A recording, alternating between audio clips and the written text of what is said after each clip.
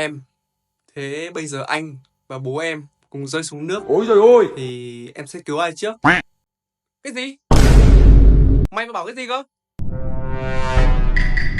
Tao hỏi thật nhá.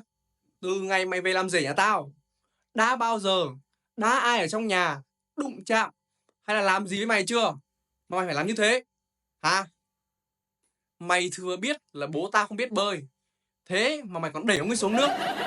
Mày làm vậy mày không thấy thất đức à? Hả? Mày không thấy cắn rứt lương tâm à? Hả? Nhưng mà anh im, tao chưa nói xong. Tao nói thật nhá, từ ngày xưa bố mẹ tao đã cấm tao lấy mày, thế mà tao còn không nghe. Bây giờ tao lấy phải mày rồi, tao mới thấy rõ bộ mặt của mày. Mày đúng là loại bất hiếu, loại đốn mặt, loại ác nhân thất đức. Mày là đồ sát nhân. Tao thật không thể sống nổi với mày nữa.